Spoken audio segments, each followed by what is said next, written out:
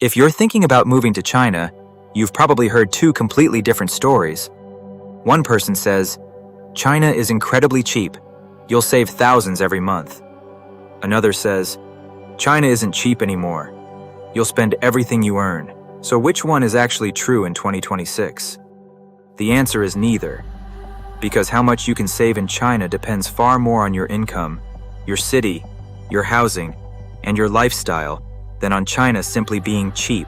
And in the next 12 minutes, I'm going to hand you 3 real budgets, 3 real cities, and the exact math behind them, so you can figure out your own number before you ever book a flight. I'm Joe. I've lived in China for years, and the question I get asked more than any other is some version of, how much can I actually save? So let's answer it properly. Let's start with something important. China is not one single cost of living market. Shanghai is not Chengdu. Beijing is not Tianjin. Shenzhen is not Xi'an. And the difference can be enormous. A 2026 China briefing comparison puts a locally integrated single-person budget at roughly 8,000 to 12,000 RMB per month in Shanghai, compared with roughly 4,500 to 7,000 RMB in Chengdu. The biggest difference is usually housing. That means the first question you should ask isn't, is China cheap? The better question is, where in China am I going to live, and what kind of lifestyle am I going to have? Because that one decision can be the difference between saving a few thousand yuan every month or practically nothing. The salary trap. Signal that there's a common mistake coming. Here's where most people get this backwards. Imagine you earn 15,000 RMB per month after tax and deductions. If you live in a lower-cost city, keep your rent reasonable, eat mostly local food, use public transportation, and don't constantly buy imported products, you can live comfortably and still save several thousand yuan every month. But put that same 15,000 RMB salary into a high-cost lifestyle in Shanghai. Expensive rent, frequent Western restaurants, taxis, entertainment, international shopping, and your savings can disappear fast. That's the part people miss. Your salary doesn't determine your savings. Your salary minus your lifestyle does. And here's another important point. Don't compare your foreign salary directly to the average Chinese salary you see online. China's official statistics show that in 2025, average annual wages were 129,441 RMB for employees in urban non-private units and 71,590 RMB for employees in urban private units. Useful national context, but not a direct benchmark for what a foreigner should expect to earn. You might be teaching English. You might be at a multinational. You might be in tech, engineering, sales, manufacturing, or running your own business. So instead of asking, what's the average salary in China? Ask, what can I realistically earn with my skills, experience, and legal work status? That number is far more useful. Housing, the biggest financial mistake. This is where I've watched more foreigners lose money than anywhere else. They arrive, see that apartments are cheaper than in New York, London, or LA, and assume that means they can afford something much nicer. Technically, they're right. But affordable doesn't mean financially smart. So here's my first rule if your goal is to save. Don't choose your apartment based on what you can afford. Choose it based on what you actually need. If you earn 18,000 RMB and decide you should live in an 8,000 RMB apartment because you're a foreigner, you've already created a problem. If you can live comfortably in a 3,500 to 4,000 RMB apartment instead, that difference alone is roughly 48,000 RMB a year. And that's before we've touched anything else. Food and transportation. The second major factor is food, and this is where China can still be extremely favorable if you adapt to the local environment. You can spend a surprising amount if you constantly choose imported groceries, international restaurants, and delivery. Or you can eat very well for considerably less if you eat more like the people around you. China's official 2025 household data shows average urban per capita consumption expenditure of 35,069 RMB for the year. A national figure, not an expat budget, but a useful signal of how far local spending habits stretch. You don't have to live like a local all the time. That's not realistic. But if you want to save aggressively, learn to live comfortably in China without needing everything to feel exactly like home. The third factor is transportation. In many cities, you can rely heavily on buses, metro, and shared transport. No car needed. That removes an entire category of expenses: payments, insurance, fuel, maintenance, parking. Before leasing a vehicle, ask yourself one question: do I actually need it, or do I just want the convenience? Two budgets, same salary. Let's put it all together with the same starting salary: 15,000 RMB a month. Budget. A. Lower cost city, controlled lifestyle. Rent, 3,500 RMB. Food, 2,500 RMB.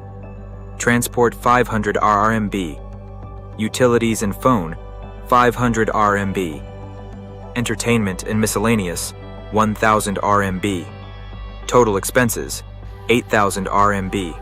Savings, 7,000 RMB a month, 84,000 RMB a year. Budget. B. Same salary, higher cost lifestyle, rent, 7,000 RMB. Food and restaurants, 3,500 RMB. Transport and taxis, 1,000 RMB. Entertainment and shopping, 2,000 RMB. Utilities and other, 1,000 RMB. Total expenses, 14,500 RMB. Savings, 500 RMB a month. Same country, same salary. Completely different financial result. That's why I don't believe anyone can honestly tell you you'll save X in China. They don't know your city, your rent, your lifestyle, and they definitely don't know what you do with your money on a Friday night. If a breakdown like this is actually useful to you, the subscribe button is what tells me to keep making them. And drop a comment with the city you're considering. I read every one, and it helps me figure out what to cover next. Scaling up. Now, a higher salary. Suppose you earn 25,000 RMB a month. Keep your lifestyle controlled. Spend 12,000 to 15,000 RMB. And you could save 10,000 RMB or more in a strong month. That's 120,000 RMB or more over a year. But that's illustrative, not a promise. Move to Shanghai, rent an expensive apartment, travel constantly, spend like you're on vacation, and you can burn through that salary surprisingly fast. The vacation mindset trap, and that leads to the biggest mistake of all, treating China like a permanent vacation. Everything is new when you arrive: the food, the cities, the nightlife. And because some things feel cheap compared to home, it's easy to start spending without noticing. That's only 50 yuan. That's only 100 yuan. Let's take a taxi. Let's order delivery. Let's go out again. Individually, none of those decisions look serious. Together, they can quietly wreck your savings. So if saving is your goal, for your first 3 months, track everything. Not just rent, food, coffee, delivery, transportation, entertainment, shopping, travel, subscriptions. At the end of each month, you need to know exactly where your money went, because you can't control a number you don't understand. The hidden startup cost, one thing people consistently overlook. Your first few months are not representative. Moving to China requires real money up front, often several months of rent, a deposit, and agency fees. Current expat guidance is clear that these upfront payments can create a major initial cash requirement. Then there's bedding, kitchen items, clothing, a SIM card, possibly furniture or a computer, plus visa and relocation costs. Don't arrive with exactly 1 month's salary in your account and expect to start saving immediately. Build an emergency fund first, enough that an unexpected expense doesn't push you into debt. Benefits matter more than salary. When comparing job offers, don't look only at the number. Look at the whole package. Is housing provided or subsidized? Is airfare included? Health insurance, meals, utilities, bonuses, paid vacation, working hours, the legal terms of employment, and 15,000 RMB job with housing included can beat an 18,000 RMB job where you're paying 6,000 RMB in rent yourself. So don't ask, which salary is higher? Ask, which offer leaves me with more money after my real expenses? Choosing your city. If maximizing savings is your number one goal, you don't necessarily need Shanghai, Beijing, or Shenzhen. Those cities offer real opportunity, but at a real cost premium.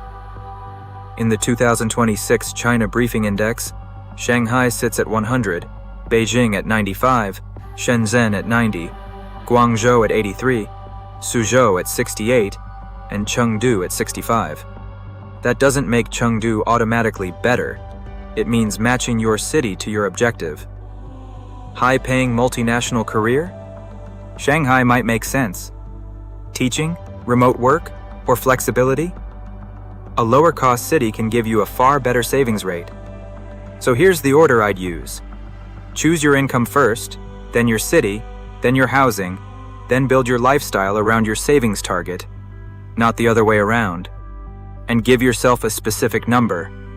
Not, I want to save money, but I want to save 6,000 RMB every month.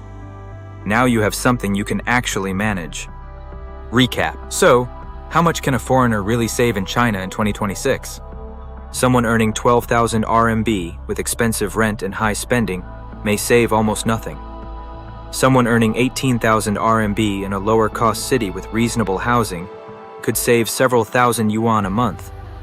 Someone earning 25,000 plus RMB with a strong benefits package and disciplined spending could save considerably more. The real formula: income minus taxes and deductions, minus housing, minus living expenses, minus lifestyle spending, equals your actual savings. China doesn't automatically make you rich just because it can be cheaper than your home country. You save money in China when you combine a good income with a smart location, reasonable housing, and disciplined spending. That's the difference between someone who spends 5 years in China wondering where all their money went, and someone who leaves with real savings in the bank. If you're planning to live, work, teach, study, or build a life in China, this channel is for you. Hit subscribe so you don't miss what's coming next. Because the real question after this one is even more important. How much salary do you actually need to live comfortably in China? 10,000 RMB, 15,000 RMB, and 25,000 RMB can produce completely different lives depending on where you live and how you spend. I'll break that down in the next video. I'm Joe. This is the Middle Kingdom Code. See you in the next one.